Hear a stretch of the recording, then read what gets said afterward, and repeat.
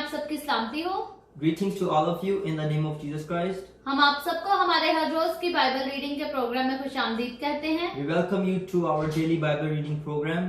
कल हमने कलाम मुकद्दस में से मुकद्दस यूहन्ना की मार्फत लिखी गई अंजील उसका 3रा बाब और उसकी पहली आयत से लेकर 15वीं आयत तक खुदावंद के कलाम को पढ़ा था।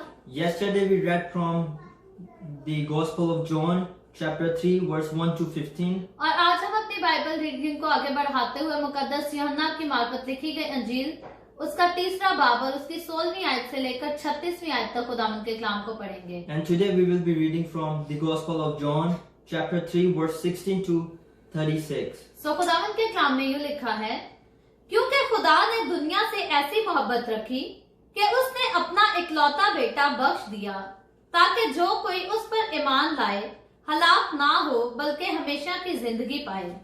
For God so loved the world that he gave his own one and only Son, that whoever believes in him shall not perish, but have eternal life. क्योंकि खुदा ने बेटे को दुनिया में इसलिए नहीं भेजा कि दुनिया पर सजा का हुक्म करे, बल्कि इसलिए कि दुनिया उसके वसीला से नजात पाए। For God did not send his Son into the world to condemn the world, but to save the world through him. जो उस पर ईमान लाता है उस पर सजा का हुक्म नहीं होता, जो उस पर ईमान नहीं लाता उस पर सजा का हुक्म हो चुका, इसलिए कि वो खुदा के इकलौते बेटे के नाम पर ईमान नहीं लाया। Whoever believes in him is not condemned, but whoever does not believe stands condemned already, because they have not believed in the name of God's one and only Son. और सजा के हुक्म का सबब ये है कि नूर दुनिया में आया है और आदमियों ने तारीकी को नूर से ज्यादा पसंद किया, इसलिए कि उनके काम बुरे थे।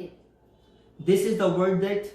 Light has come into the world, but people love darkness instead of light because their deeds were evil. क्योंकि जो कोई बदी करता है वो नूर से दुश्मनी रखता है और नूर के पास नहीं आता, ऐसा ना हो कि उसके कामों पर मलामत की जाए। Everyone who does evil hates the light and will not come into the light for fear that their deeds will be exposed. मगर जो सच्चाई पर अमल करता है वो नूर के पास आता है ताकि उसके काम जाहिर हो कि वो खुदा के लिए किए गए हैं। But whoever lives by the truth comes into the light, so that it may be seen plainly that what they have done has been done in the sight of God. इन बातों के बाद यसू और उसके शागिर्द यहूदिया के मुल्क में आए और वो वहां उनके साथ रहकर बपतिस्मा देने लगा। After this, Jesus and his disciples went out into the Judean countryside, where he spent some time with them and baptized. और यूहन्ना भी शालेम के नजदीक एनून में बपतिस्मा देता था, क्योंकि वहां पानी बहुत था और लोग आकर बपतिस्मा लेते थे। Now John also was baptizing at Anon near Salem, because there was plenty of water, and people were coming and being baptized. क्योंकि यूहन्ना उस वक्त तक कैद खाना में डाला ना गया था। This was before John was put in prison. बस यूहन्ना के शागिर्दों की किसी यहूदी के साथ तहारत की बाबत बहस हुई। An argument developed between some of John's disciples and a certain Jew over the matter of ceremonial washing. उन्होंने यूहन्ना के पास आकर कहा, ऐ रबी, जो शख्स यरदन के पार तेरे साथ था, जिसकी तूने गवाही दी है, देख वो बपतिस्मा देता है और सब उसके पास आते हैं। They came to John and said to him, Rabbi, that man who was with you on the other side of the Jordan, the one who testified about, look, he is baptizing and everyone is going to him. यूहन्ना ने जवाब में कहा, इंसान कुछ नहीं पा सकता जब तक उसको आसमान से ना दिया जाए। To this John replied, a person can receive only what is given them from heaven.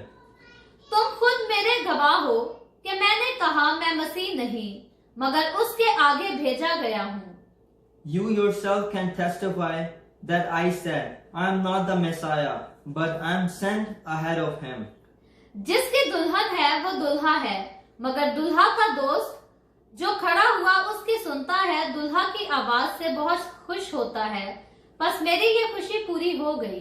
The bride belongs to bridegroom. The friend who attends the bridegroom waits and listens for him and is fully of joy when he hears the bridegroom's voice. That joy is mine and it is now complete.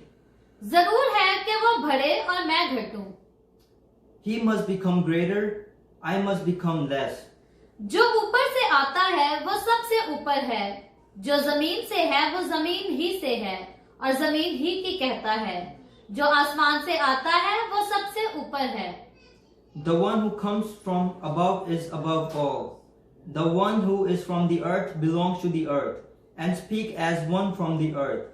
जो कुछ उसने देखा और सुना उसी की गवाही देता है और कोई उसकी गवाही कबूल नहीं करता।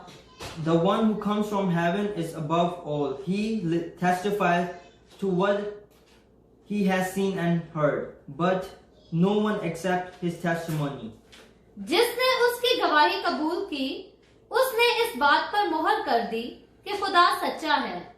Whoever has accepted it has certified that God is truthful. क्योंकि जिसे खुदा ने भेजा वो खुदा की बातें कहता है, इसलिए कि वो रूह नाप नाप कर नहीं देता। For the one whom God has sent speaks the word of God. For God gives the Spirit without limit. बाप बेटे से मोहब्बत रखता है और उसने सब चीजें उसके हाथों में दे दी हैं। The Father loves the Son and has placed everything in his hands.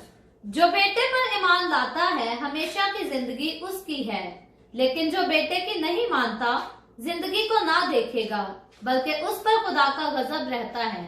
Whoever believes in the Son has eternal life, but whoever rejects the Son will not see life, for God's wrath remains on them. खुदावन के पाकलाम पढ़े और सुने जाने पर खुदावन की बरकत हो। Praise be the Lord. इससे पहले मैं दुआ करूं, आपसे गुजारिश है आपके पास कोई भी प्रेयर रिक्वेस्ट है तो आप नीचे कमेंट में लिख सकते हैं। And if you have any prayer requests, please comment down below. सो आइए हम सब अपने सरों को खुदावन की हुजूरी में झुकाएंगे और दुआ करेंगे। Let's pray. Hallelujah hallelujah. प्यार से भरे जिंदा आसमानी बाप है, लिश्करों के रब है यहोवा यरी। मैं तेरे प्यारे बेटे अपने खुदावन यीशु मसीह के नाम में तेरे कदमों में आती हूँ, तेरी शुक्रगुजारी करती हूँ आज के इस वक्त के लिए जो तूने हमें बख्शा ताकि हम तेरे पाक कलाम को पढ़कर इससे बरकत हासिल कर सकें।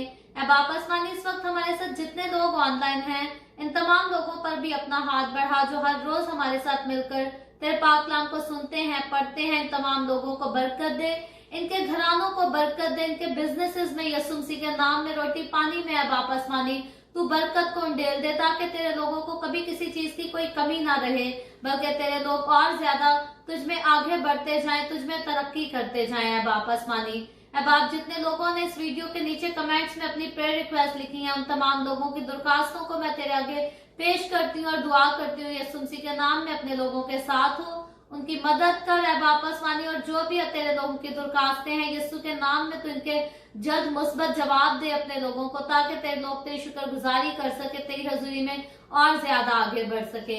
ऐ बाप आसमानी, मैं तेरे तमाम खादमों को, मुकद्दसीन को, पाक कलीसियाओं को, परस्तारों को तेरी हजूरी में याद करती हूँ। हर एक के साथ हो, हर एक पर अपना हाथ बढ़ा, बरकत दे, अपनी पनाह में ले और अपने जलाल अपनी गवाही के लिए कसरत से इस्तेमाल कर। जबकि ऐ बाप आसमानी सोशल मीडिया के थ्रू आजकल सारी खादिम उठकर ऐ बाप आसमानी तेरी अंजील की मनादी कर रहे हैं, मैं तेरे आगे मिन्नत करती हूँ ऐ बाप आसमानी तू अपने इन तमाम खादमों की मनादी में बरकत को डाल दे। ये मनादी है बाप आसमानी वो बहुत सारी जिंदगियों को बचा सके जो अब तक ऐ बाप आसमानी यीशु मसीह को नहीं जानते नहीं मानते।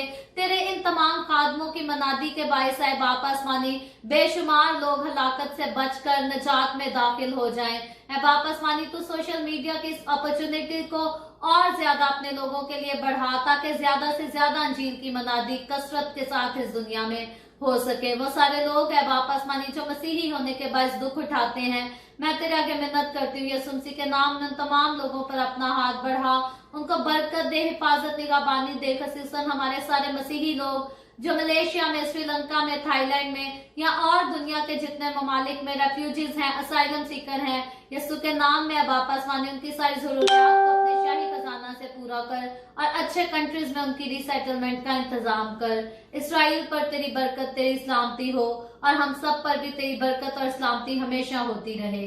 मसीह यीशु के नाम में ये दुआ मांगती हूँ, आमीन। खुदावंद की सिखाई हुई दुआ में शरीक होंगे।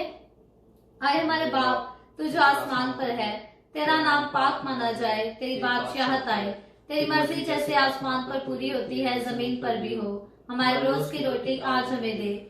जिस तरह हम अपने कर्जदारों को माफ करते हैं, तू भी हमारे कर्ज हमें माफ कर।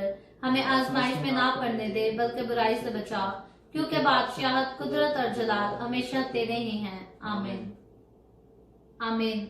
खुदावंद आप सबको बहुत बरकत दे। हमारे साथ हर रोज ऑनलाइन आकर खुदावंद के कलाम को सुनने के लिए आपका बहुत ज्यादा शुक्रिया। यूं ही हमारे साथ मिलकर इस कलाम को ज्यादा से ज्यादा शेयर करते रहें, ताकि हम सबके वसीला से इंजील की बुनियादी कसरत से हो सके। खुदावंद आपको बरकत दे। Thank you for joining us today and listen to the word of God. Please share our videos as much as you can so more people can join us and listen to the word of God. Thank you.